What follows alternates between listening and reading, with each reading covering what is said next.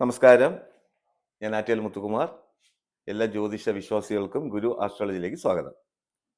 ഇന്നത്തെ ജ്യോതിഷ ചിന്താ വിഷയത്തിൽ നമ്മൾ നോക്കിക്കൊണ്ടിരിക്കുന്നത് കൊല്ലവർഷഫലം. ഇതാ വീണ്ടും ആഗമനമായി 1202 വർഷഫലമാണ് പറയുന്നത്. അതായത് ഈ വരുന്ന 2026 ആഗസ്റ്റ് 17 മുതൽ 2027 ആഗസ്റ്റ് 17 വരെ ഒരു വർഷത്തെ ഫലമാണ് പറയുന്നത്, കൊല്ലവർഷഫലം. എല്ലാ പ്രേക്ഷകർക്കും അഡ്വാൻസ്ഡ് ഹാപ്പി ഓണം ആശംസകൾ നേരുന്നു. ഈ വർഷം മുഴുവനും സമ്പൽ സമൃദ്ധിയുടെയും ഐശ്വര്യത്തിൻ്റെയും വർഷമാവട്ടെ എന്ന് പ്രാർത്ഥിച്ചുകൊണ്ട് ഫലം പറയാണ്. 6 രാശിയുടെ ഫലം പറഞ്ഞായിരുന്നു. ഇനിയിപ്പോൾ തുലാരാശിക്ക് എങ്ങനെ? തുലാരാശിയിൽ വരുന്ന ചിത്തിരാര, ചോതി, വിശാഖം, മുക്കാൽ. അപ്പം തിങ്കളാഴ്ച, അതായത് ആഗസ്റ്റ് 17 തിങ്കളാഴ്ച രാവിലെ 7:32 ചിങ്ങരവി സംക്രമം. അപ്പം നിലവിൽ തുലാരാശിക്കാർക്ക് 6ലാണ് ശനിയുടെ സ്ഥിതി, ജലരാശിയിലാണ്, 10ലാണ് വ്യാഴന്റെ സ്ഥിതി. അപ്പം കഴിഞ്ഞ കാലം നോക്കുകയാണെങ്കിൽ ജോലി നഷ്ടപ്പെടുക, അല്ലെങ്കിൽ ജോലി ഭാരം കൂടുക, ട്രാൻസ്ഫർ ഇത്യാദി, അതായത് മാനസികമായിട്ടൊക്കെ ചെറിയ പ്രശ്നങ്ങൾ. 10ൽ ഉച്ചനാണെങ്കിലും പദവി നഷ്ടപ്പെടുമെന്നാണ് കണക്ക്. അപ്പോൾ പദവി നഷ്ടപ്പെട്ടിരിക്കാം. ഇനിയിപ്പോൾ ഇതെല്ലാം മാറുകയാണ്. അതായത് ഇവിടെ ഇപ്പം ഗുരു കുജ സംഗമം സംഭവിക്കുകയാണ്. 7ാം ഭാവാധിപനും 2ാം ഭാവാധിപനും 3, 6ാം ഭാവാധിപനുമായ വ്യാഴനും കുജനും 10ൽ ഉച്ച നീച സ്ഥാനത്തിൽ സംയോഗം സംഭവിക്കുകയാണ്.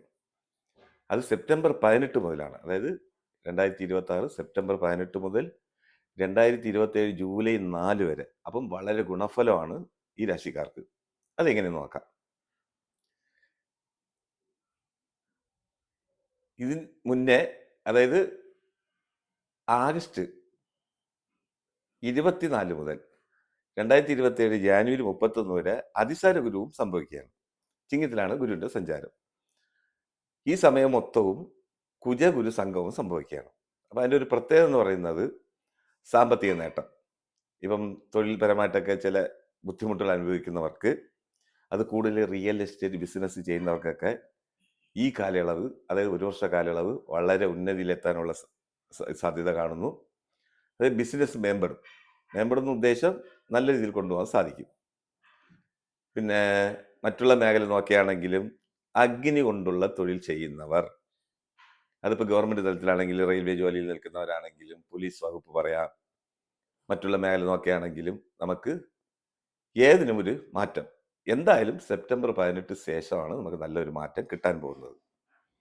വിവാഹാദി കാര്യങ്ങൾ നോക്കുകയാണെങ്കിലും ആൺകുട്ടികൾ പെൺകുട്ടികൾ ഉണ്ടെങ്കിൽ അതിസാര ഗുരു സംഭവിക്കുമ്പോൾ, അതായത് ആഗസ്റ്റ് 24 മുതൽ ജാനുവരി 31 ഒരു വിവാഹ ആലോചന വരാനോ നടത്താനുള്ള യോഗം കാണുന്നു. 10ൽ വ്യാഴന്റെ സ്ഥിതി അത്ര നന്നല്ല, 11ൽ വരും. അതായത് അതിസാര ഗുരു. ആ സമയം ഒരു വിവാഹം നടക്കാനോ കുട്ടികൾക്ക് ഉന്നത വിദ്യാഭ്യാസം നേടാനോ ഉള്ള അവസരം. പിന്നെ ജലരാശിയിൽ ശനിയുടെ ഇത് തുടരുകയാണ്. വ്യാഴനിപ്പം ജലരാശിയിലാണ്. അപ്പം തൊഴിൽ നിമിത്തം പുറത്തു പോകാനുള്ള യോഗവും കാണുന്നു.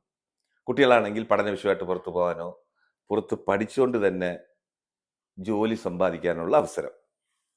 ബിസിനസ് മേഖലയിലാണെങ്കിലും കൂടുതലും റിയൽ എസ്റ്റേറ്റ് വരാം. പിന്നെ ഹോട്ടൽ ബിസിനസ് ചെയ്യുന്നവർ, മറ്റുള്ള ബിൽഡിംഗ് കൺസ്ട്രക്ഷനൊക്കെ ചെയ്യുന്നവർക്കൊക്കെ ഈ കാലയളവ് മൊത്തവും നേട്ടമാണ് കാണുന്നത്, ദോഷവശമല്ല. പിന്നെ കുടുംബപരമായിട്ട് നോക്കിയാൽ 2ാം ഭാവാധിപനും 10ൽ 3, 6 ഭാവാധിപനും 2ാം ഭാവാധിപനും 7ാം ഭാവാധിപനും 10ൽ വരുന്നത്. ഇപ്പം സ്വരച്ചേർച്ചയില്ലായ്മ, ഭാര്യ ഭർത്താക്കന്മാർ തമ്മിൽ എന്തെങ്കിലും പ്രശ്നങ്ങൾ ഉടലെടുത്തിട്ടുണ്ടെങ്കിൽ അതൊക്കെ ഇപ്പം തീർപ്പാവാനുള്ള സമയം, അതായത് ഒന്നിച്ചു കൂടാനുള്ള സമയമാണ് കാണുന്നത്. വേറെ അതിൽ ഇപ്പം വ്യവഹാരങ്ങളിൽ പെടാനോ ബുദ്ധിമുട്ട് അനുഭവിക്കാനുള്ള അവസരം കാണുന്നില്ല. പിന്നെ മറ്റുള്ള പഠന മേഖല പറയുകയാണെങ്കിലും, അതായത് പഠന മേഖല പറയുകയാണെങ്കിലും കുട്ടികളൊക്കെ ഉന്നത വിജയം കൈവരിക്കാൻ സാധിക്കും. ഇപ്പം മേഖല എടുക്കുകയാണെങ്കിൽ ഏത് മേഖലയിൽ പ്രവർത്തിക്കുന്നവർക്കും സാമ്പത്തിക ബുദ്ധിമുട്ട് മാറിക്കിട്ടും സെപ്റ്റംബർ 18 ശേഷം 2027 ജൂലൈ 4 വരെ. പിന്നെ ഇതിലൊരു പ്രത്യേകത, ഇപ്പം ചിത്ര നക്ഷത്രക്കാരുണ്ടെങ്കിൽ അവർക്കിപ്പോൾ വേഴദശാകാലം ഒരു 27, 28 വയസ്സ് പ്രായമുള്ളവരാണെങ്കിൽ ഇപ്പോൾ വേഴദശാകാലമാണ്. അവർക്ക് ഇരട്ടി ഗുണം അനുഭവിക്കാനുള്ള യോഗം. ഗുണമാണ് സംഭവിക്കുന്നത്. അതുപോലെ ചോദ്യ നക്ഷത്രമാണെങ്കിലും ഇവർക്കും ഇപ്പോൾ 17 വയസ്സിൽ രാഹുൽ ദശയാണെങ്കിൽ വ്യാഴദശ ഇപ്പം നിലവിൽ നടക്കുകയാണെങ്കിൽ അവർക്കും നല്ലൊരു മാറ്റം ഫ്യൂച്ചറിൽ, അതായത് ഒരു ഉന്നത വിദ്യാഭ്യാസം നേടാനോ ഉന്നത ജോലി സമ്പാദിക്കാനുള്ള അവസരം. എന്തുകൊണ്ടും ഈ ഒരു വർഷ കാലയളവ് തുലാരാശിക്കാർക്ക് ഗുണഫലം ഏറി നിൽക്കും. ശുഭമസ്തു.